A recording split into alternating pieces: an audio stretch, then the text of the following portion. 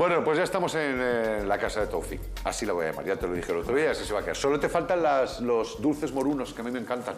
Los pimientos y los Las dulces. cositas, los dulcecitos y las cosas y el tecito para O sea, el a ver si próximo. los directores de aquí... Un poquito de té y tacitas, porque tenemos mucho de qué hablar.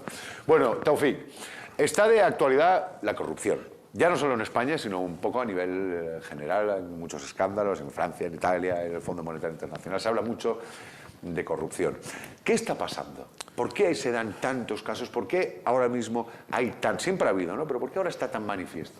Pues la pregunta que planteamos todos. Nos despertamos cada día con unas noticias, la verdad, tremendas. ¿Qué está pasando? ¿Por qué ha caído tan bajo nuestra sociedad?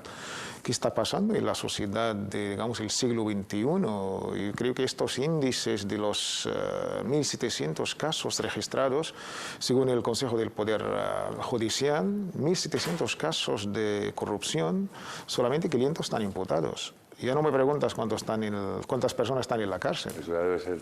Pero fíjate que has dicho, ¿por qué la sociedad ha caído tan bajo? ¿Tú crees que ahora mismo la sociedad ha caído muy bajo? Estamos en un momento en el que los valores están prácticamente desaparecidos. Es que hasta el CIS, el índice ahora del CIS, cuando se hace la pregunta famosa, ¿cuáles son las cosas que preocupan al ciudadano?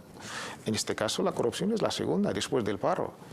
Después del paro. Después del paro. La gente está tan preocupada por un tema que ha llegado a ser este dato escalofriante. ¿Tú crees que si nos levantásemos, o a lo mejor antes de irnos a dormir, cuando llegamos a casa después de trabajar, tuviésemos esos momentos o dedicáramos unos minutos a ese examen de conciencia, o a ese examen de conciencia, digo, cuando se ha acabado el día, ¿no? De qué he hecho hoy, ha estado bien o ha estado mal, o a lo mejor ese momento por la mañana, ¿no? De decir, bueno, ¿qué voy a hacer hoy y cómo lo voy a hacer?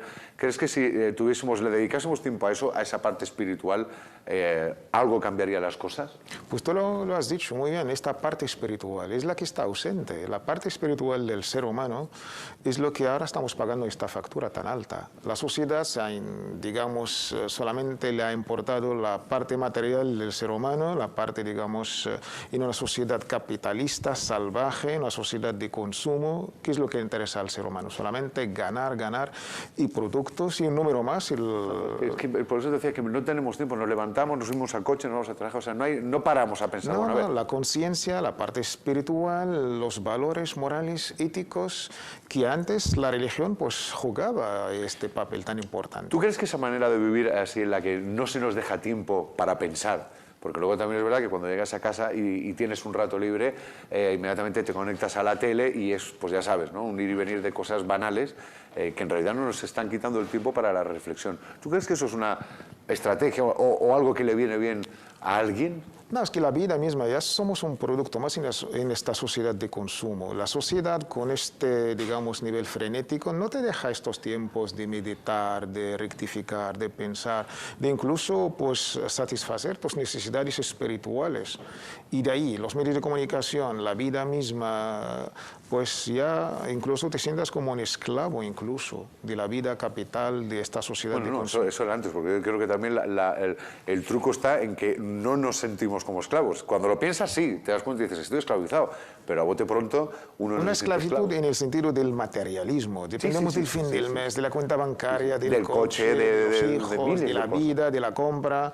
Esto yo creo que hay que pararnos y lo que tú has dicho, meditar y pensar. El otro día, en la entrega de los premios Príncipe de Asturias, el rey dijo textualmente, ¿no? Pues la sociedad necesita referencias morales a las que admirar y respetar.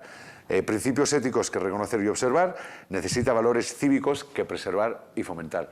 ¿Qué dice el Islam al respecto sobre la corrupción? ¿Hay frases concretas o indicaciones concretas? Hay muchísimas frases. El noble Corán y la auténtica Sunna del mensajero Muhammad, la paz sea con él, pues hablan pues, de una manera infinita de la corrupción. La palabra más cercana a la corrupción árabe es el fasad. Mufsidin, la corrupción o los corruptos, los corrompidos, pues ahí tenemos muy claro, Allah pues no ama la corrupción. Esta alía es repetida en varios pasajes coránicos. En otra alía también, y no busques corromper la tierra. Es cierto que Allah no ama a los corruptores. Y yo creo que esto es muy explícito. Si Allah no ama a alguien, pues yo creo que mal camino vamos. Está claro. Oye, dentro de lo que es corrupción hay un término que está muy relacionado, que es el soborno. ¿Cómo define el soborno el Islam? El soborno pues hay de varias maneras. El soborno es aquel, pues la autoridad del dinero que presionando para quitar un derecho, para tapar un error. Yo creo que el soborno pues, se puede explicar en varias maneras. Siempre nos quedamos con la imagen más gráfica, el soborno solamente a nivel económico, pero hay soborno de personas, de empresas, de políticos. De la misma manera que en lo que se refiere a corrupción, como hemos visto hace un momento, hay dichos concretos, ¿no? en el Corán, sí. ¿no? Era del Corán, ¿no? Porque eso era Alá, he visto. Respecto al soborno, también en concreto, me refiero en concreto al soborno, también hay... Sí, hay aliyas que lo han mencionado de manera muy, digamos, directa incluso. En el capítulo, ya en este cartón, pues ya lo vemos muy explícito. Sí. No devoréis vuestros bienes injustamente unos a otros, ni sobornéis con ellos a los jueces para devorar ilegalmente la hacienda ajena a sabiendas. Exactamente. Además, mira, devoráis. Si alguien está así tomando algo que no es suyo, que no es ilícito, en esta sociedad de consumo, los millones de parados, y te levantas con la noticia con alguien se ha quedado con millones de euros. Se está devorando, es que la verdad... Pero eso ya no es devorar, porque es que las diferencias son, claro, son cantidades tan grandes de dinero que o sea, cuando... Te voy a hacer una pregunta un poco complicada y que no me quieres contestar, ¿no? Pero, ¿qué diría la ley islámica si tiene que juzgar a un hombre bajo esas condiciones? Pues tiene que rendir las cuentas. Este señor pues ha cometido, digamos, un error gravísimo. La ley en este caso es muy dura, muy severa. Primero tiene que devolver lo que no es suyo a las arcas del Estado. Y de ahí, pues, el juez musulmán en este caso, pues las penas más duras. Pero las penas son también para el que hace el soborno, pero también se contempla el que lo recibe.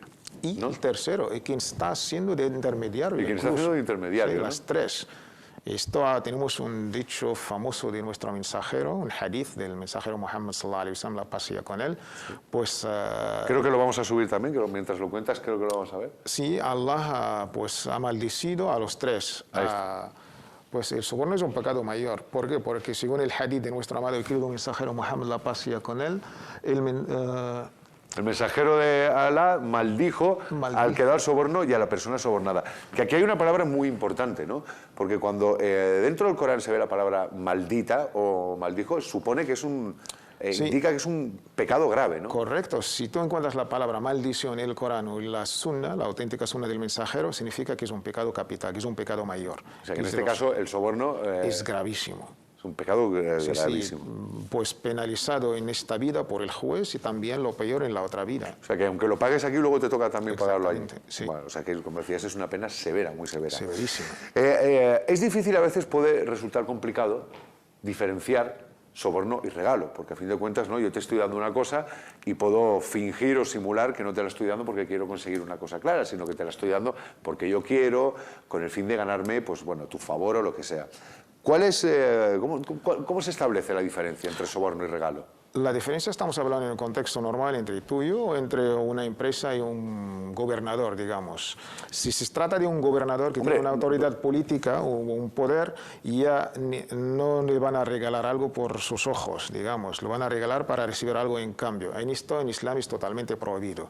Cualquier regalo que se dirige a un gobernador que tiene un poder político o cualquier poder en sus manos, el Islam lo interpreta como una manera de sobornar. Para conseguir algo en cambio está totalmente prohibido. Prohibido. De hecho, hay una historia, ¿no? Sí. Cuéntamela.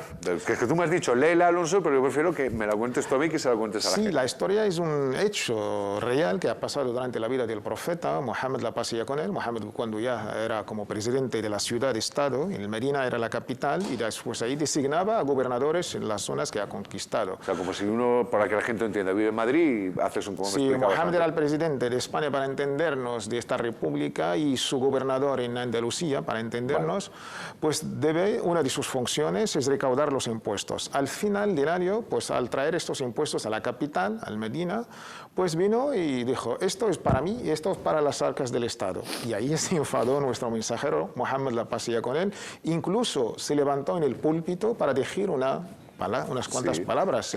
Que fue las palabras esto, contrata a un hombre para hacer un trabajo y él viene y dice, esto es para ti y esto me fue dado como un regalo.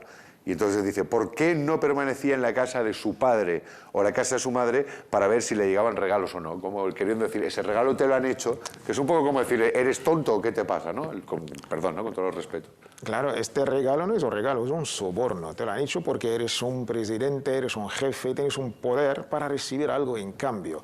Pero, en contrario, los regalos entre las personas en Islam es bastante aconsejable y recomendable. El profeta Muhammad, la paz sea con él, ¿Hacerse regalos?